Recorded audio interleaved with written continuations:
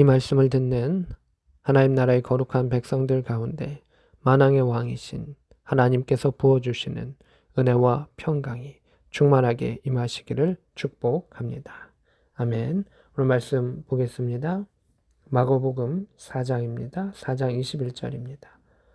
또 그들에게 이르시되 사람이 등불을 가져오는 것은 말 아래나 평상 아래 두려 함이냐 등경 위에 두려 함이냐 이렇게 되어 있습니다.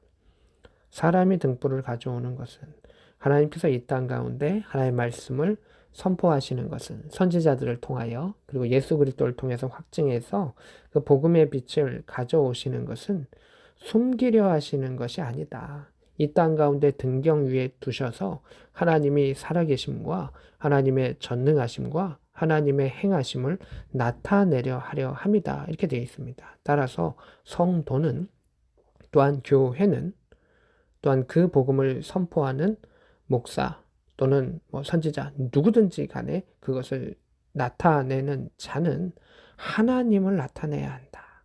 빛 대신 예수 그리스도를 나타내야 하고 그 기능을 해야 한다. 그것이 하나님의 뜻이다. 라고 하는 이야기를 하고 있습니다. 22절에 드러내려 하지 않고는 숨긴 것이 없고 나타내려 하지 않고는 감추인 것이 없느니라 이렇게 되어 있습니다. 이게 좀 직역을 해서 어렵기는 합니다. 그래서 이 말씀의 핵심도 이 앞에 거랑 마찬가지입니다. 하나님께서는 복음을 숨기려 하시지 않는다.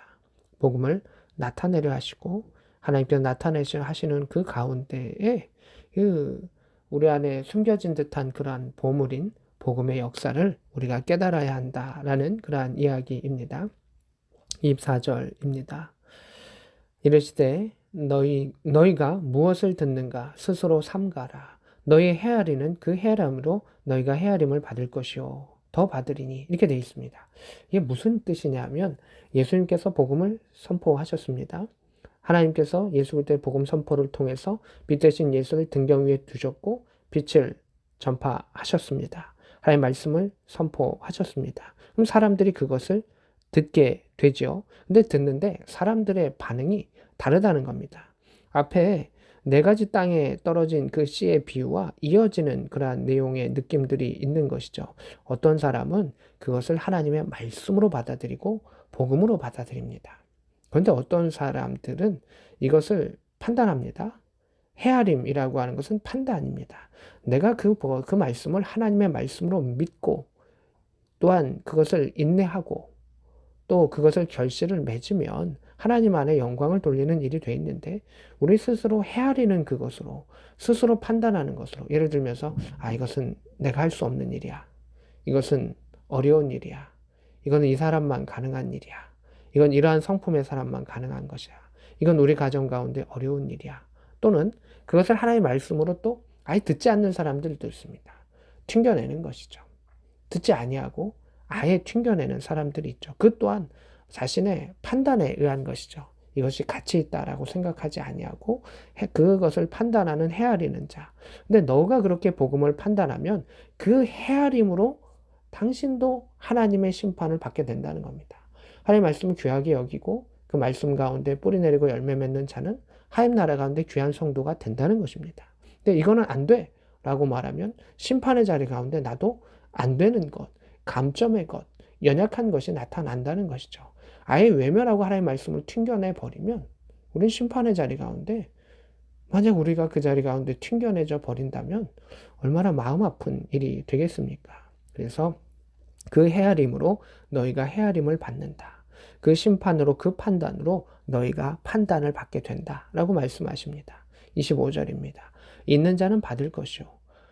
복음의 말씀을 받아들여서 그것이 자기 것이 되는 자는 더 받게 된다. 하나님의 은혜 가운데 그 땅이 개간되고 열매 맺으며 더 은혜의 역사를 이루게 된다. 없는 자는 있는 것까지도 빼앗기리라. 마치 달란트 비유와 같죠. 하나님 안에서 순종하고 그것을 받아들이고 행하는 자는 더 풍성해질 것이요. 그것에 대해서 열매 맺지 아니하는 자는 그 있는 것마저도 그 안에 있는 그 신앙의 양심과 하나님 주셨던 그것마저도 결국 빼앗기리라. 사단에게 빼앗겨버리는 우리가 밭을 잘 간수해야 되고 지켜야 되는 것은 무엇이냐면 이것을 옥토로 바꾸려는 성령의 역사와 이것을 길가로 바꾸려고 하는 어둠의 역사가 막 충돌되는 것입니다. 하나님께서 그것을 취하시고 빼앗으시고 정결케 하시는 역사도 있을 수 있지만 사단에게 빼앗긴다라고 하는 것은 더 큰 일이다라고 하는 것을 말하고 있습니다. 26절입니다. 또 이르시되 하나님의 나라는 사람이 씨를 땅에 뿌린과 같으니 그가 밤낮 자고 깨는 중에 어떻게 그리 되는지 알지 못하느니라. 이렇게 되어 있습니다. 하나님 말씀을 우리가 아멘을 믿으면 그것이 열매 맺을 때까지, 그것이 자라는 그 과정까지 우리는 알지 못하는 일이 참 많이 있습니다.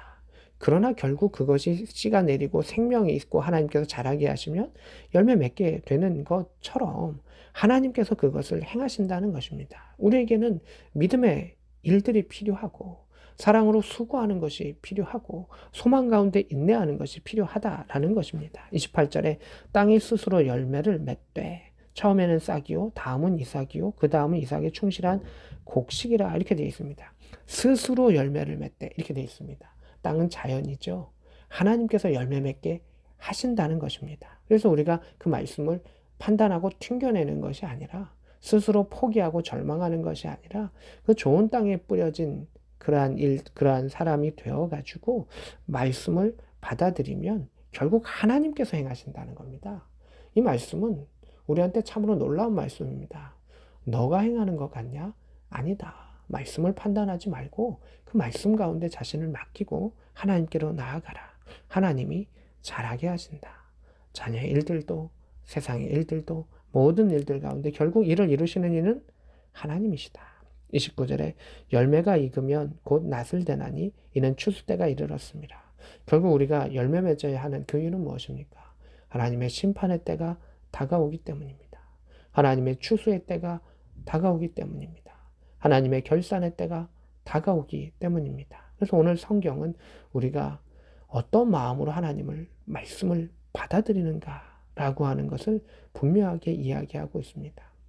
나중을 보면서 할 수 있다 없다 판단하는 것도 문제고 그리고 그 말씀 자체를 우리 스스로 외면하는 것도 또 근심과 걱정으로 또 그것을 받아들이지 못하는 것도 결국은 다 어려움에 처할 수밖에는 없다. 스스로 자라나는 그 씨앗의 비유처럼 하나님께서 행하신다.